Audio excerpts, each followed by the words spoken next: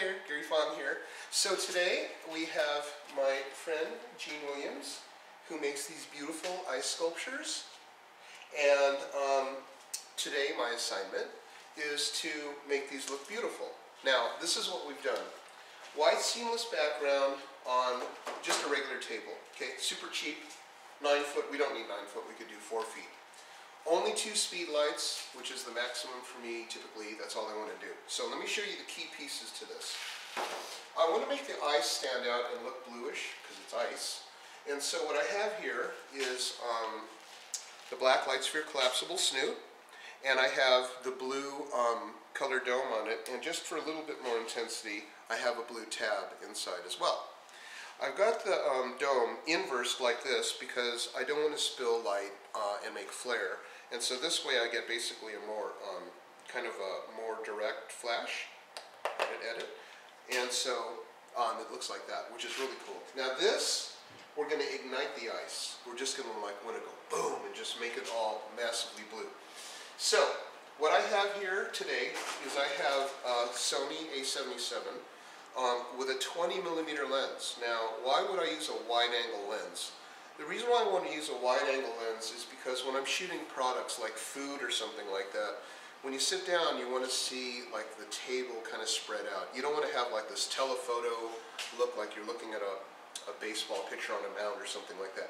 You want to have this nice kind of distortion, which I'm getting with a 20mm,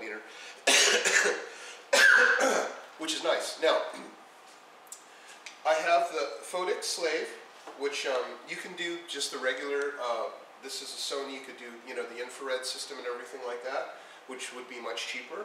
Or if you buy yourself a Radio Slave, what's nice about this one is that I can do the modeling light, which I think is really cool. So now you can see my blue is igniting, my light from up here is going. Now let me show you something up here. So I have the Photics. This is a receiver 1, receiver 2, and they're both, you know, I'm playing around with the TTLs. I've just done that beforehand. You can see the EXIF data on the image. But let me show you something that I think is really super handy. I've got a Joby rollerball on this, on my light stand, and trust me when I say this, it's really indispensable for when you're shooting with a snoot. Because, watch, I can hit the modeling light, and then I can just swivel this guy around, and then lock it with a knob, and you know, get the perfect lighting that I'm looking for. Once I have it, then it's just perfect. So let me review the equipment. I've got a Gary Fong power snoot, has the grid on it, and that's going to give us the very direct, beautiful, specular lighting. We don't have a Lightsphere today because the Lightsphere again is for soft lighting, and that's not what we want when we're shooting products. We want to just have a very, very crisp specular. Specular means like specks of light. And then we want to light up these roses. Okay, so that's basically it. Blue gel dome on here, and then I'm just going to basically get right on top of this. You'll notice that I've positioned the light on top of me. Why? Because I want to light up those roses. So there we are, and we have a freaking beautiful shot. Let me show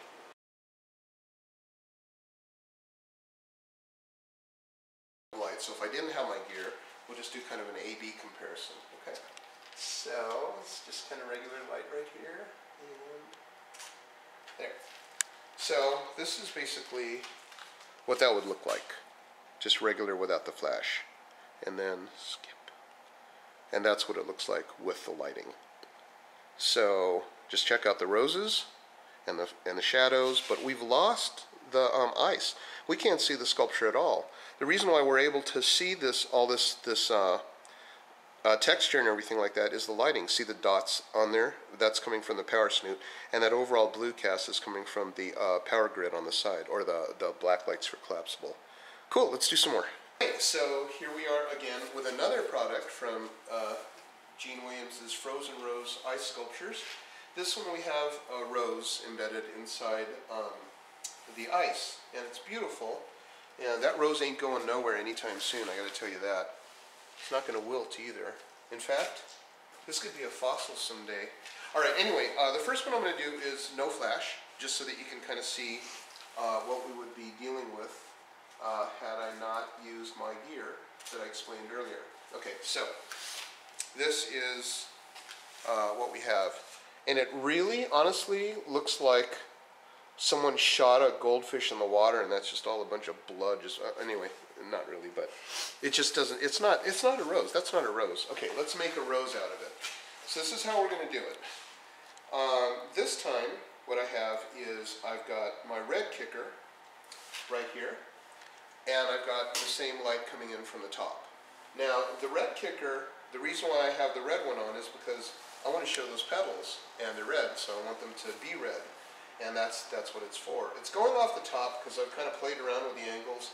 Hey, this is the little floor stand that comes with your flash. When you buy it, you probably threw it away like I did, but it comes with every flash that you buy, and it goes on the floor. I use these things for like everything.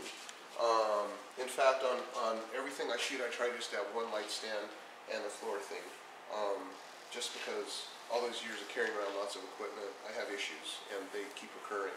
So I'm trying to work through them, and this is how. Okay, so let me just do the shot with the gear setup, and let me show you what I can do. Holy smokes! Wow. Okay, let me show you. That is with, So cool. and then let me go, and that's without. So, yeah, with, without, and see the difference in the petals and everything like that. Okay, I'm going to change the angle just a little bit because I see one petal is just a little too much for me. So, just going to change the angle.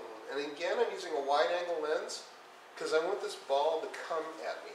That's the thing about wide angle lenses is they actually, they have what's called barrel distortion, and so it's kind of like a funhouse mirror. If you were to shoot a fat person with one of these wide angle lenses, their stomachs would really come at you, and their heads and their feet would go away. That's what barrel distortion is, and that's what we want in a round thingy. Okay, so now we have this beautiful orchid that is inside this cube. Now, this is a great time to use a wide angle lens because we want the cube to come out at us and kind of look very, I don't know, trapezoidal or dodecahedronal or something like that. So anyway, here's what I got going on. I have the light coming in from the top because look at what it does to the petals.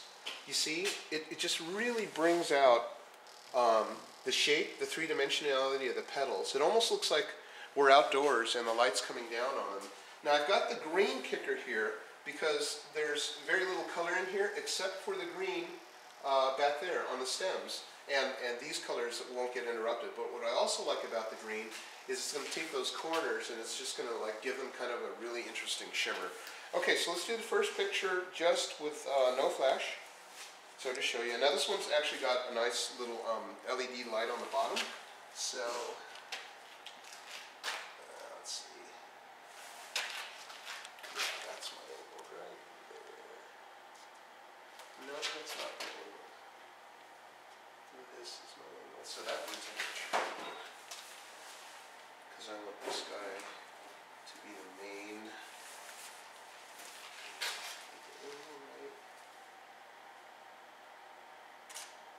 Okay, so this is the first one, just so you see. And it's not bad with that LED light coming in, but I bet you I can improve it a lot. Okay, so let's set up my modeling. So turn on Mr. Photix. And so I just want to make sure that we move this guy around. Uh-oh, I'm running out of power on me. Yeah, that's what I want. I want those petals, yeah, to look like that. Cool. Okay, here's the shot. Oh my God, look.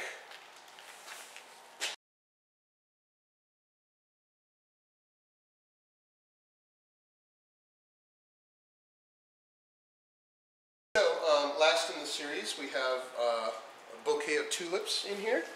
And same thing, we've, just kind of we're in love with this green. And so that's what we want to do. Only interesting thing I have to say about this one, of course, I've placed the light so that it just really pops up you know, the flowers and the textures and all.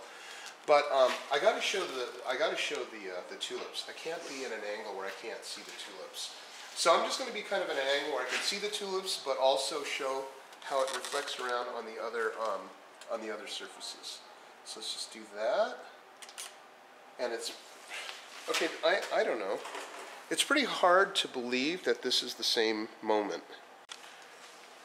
Check that out. Oh my God, that's so amazing. And then,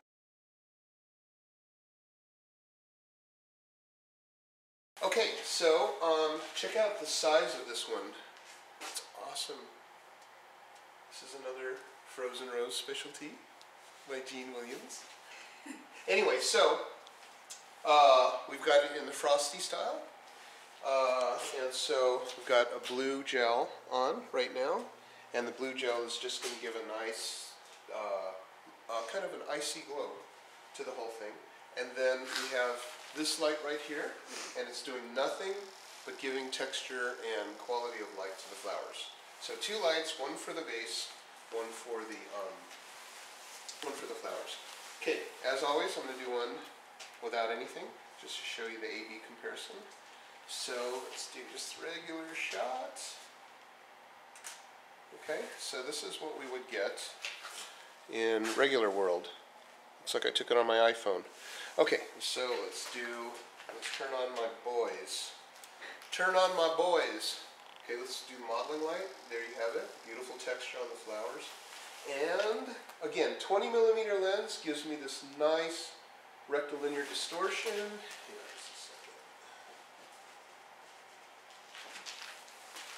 Which is going to make the vase look very like it's coming at you. And you see I've got me on a higher angle so that I can make the bouquet just kind of like not look like it's disappearing from the rest of the sculpture. So here's what we want. We want it to look like this.